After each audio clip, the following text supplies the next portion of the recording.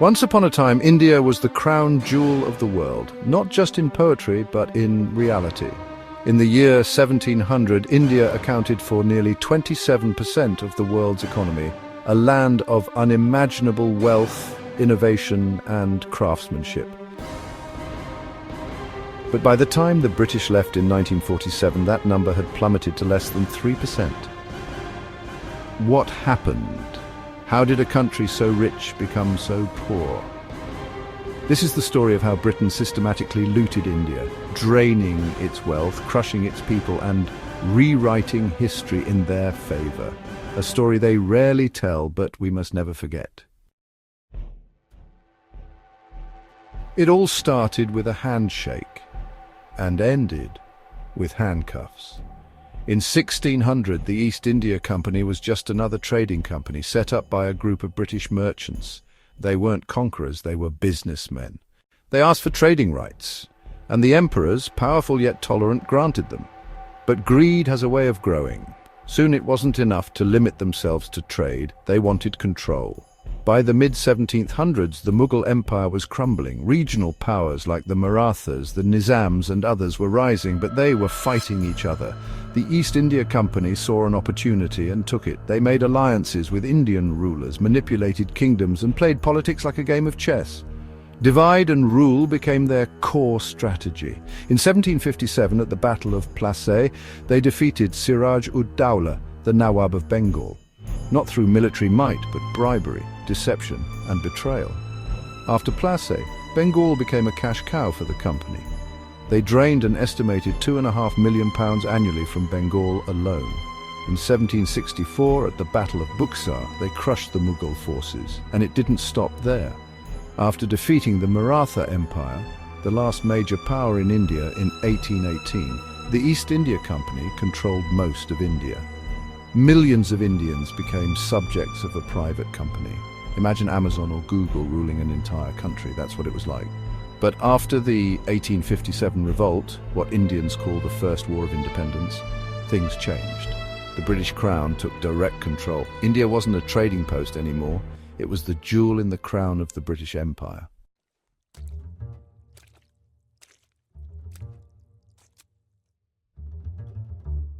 Once they had control, the British rewrote the rules to suit themselves.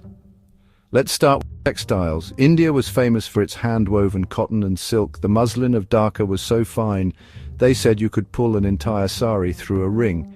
But British manufacturers could not compete with such high-quality craftsmanship, so they destroyed the competition, literally. Weavers were taxed heavily. British goods flooded Indian markets tariff-free, while Indian goods faced stiff tariffs abroad. Some historians recount how British agents cut off the thumbs of skilled weavers.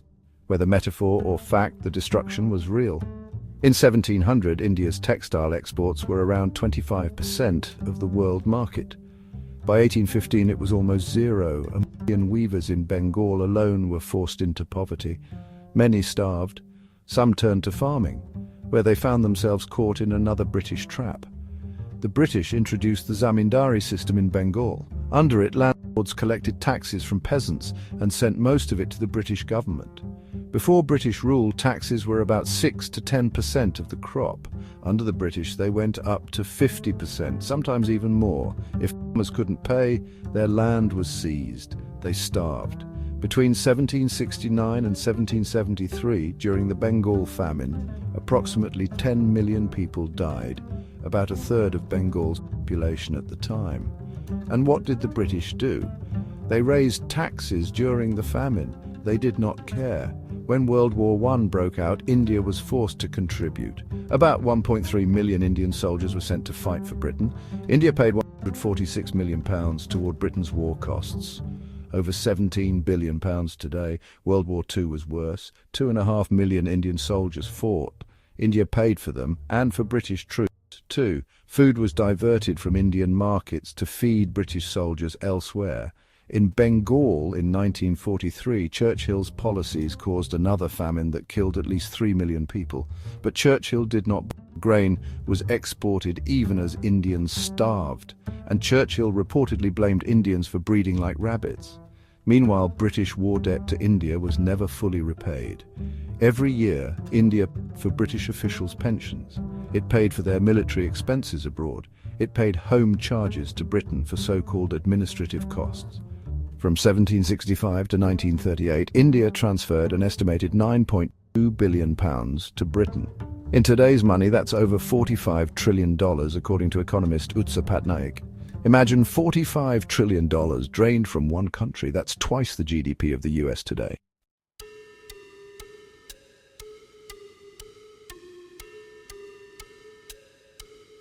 By the late 1800s, India wasn't just another colony, it was the colony. India had become Britain's largest revenue source. It was an ATM for Britain's industrial revolution. They saw India as an endless supply of cash, labor and resources. India was the largest market for British goods, the biggest source of raw materials like cotton, jute, tea and opium. It provided Britain with cheap labor and financed the British civil service. As one British viceroy said, "India is the pivot of our empire. If we lose India, we fall to a third-rate power." India kept Britain afloat while Indians starved. Millions of Indian lives were lost during multiple famines, and the British exported grain even during the famines. Why? Because profit mattered more. India's railways, built to transport raw materials to ports, its roads, to move British troops and goods. None of it was to improve India's infrastructure, it was to serve the purpose of the British. In the 19th century, India's per capita income fell by more than 50%. Life expectancy dropped, literacy rates stagnated, and yet British officials boasted about their civilizing mission. They built a few schools and railways, but those were side effects of an economic machine designed to suck India dry. This wealth built Britain's cities, funded its wars, and secured its place as a global superpower. Meanwhile, India was left impoverished.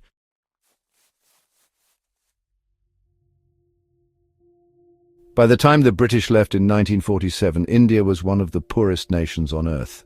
Its literacy rate was less than 17%. Average life expectancy was just 32 years.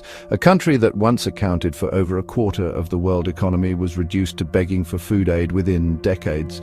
The British never apologized. Some argue they brought railways, democracy and law.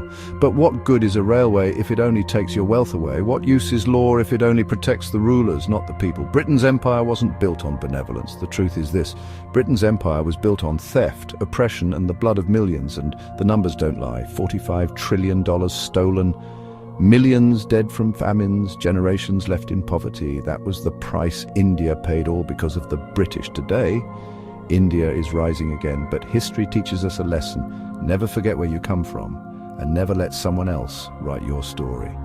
Because history, when left unchecked, has a way of repeating itself. This was how the British looted India. Share this story. The world needs to hear it. Thank you for watching Tales of History. We hope you enjoyed this deep dive into the past and learned something new about the events that shaped our world. If you found this video interesting, please give it a thumbs up and share it with others who love history as much as we do. Don't forget to subscribe to our channel and hit the notification bell so you won't miss any of our future episodes. Until next time, keep exploring the fascinating stories of history with us. And remember, history isn't just the past, it's the key to understanding our present and shaping our future.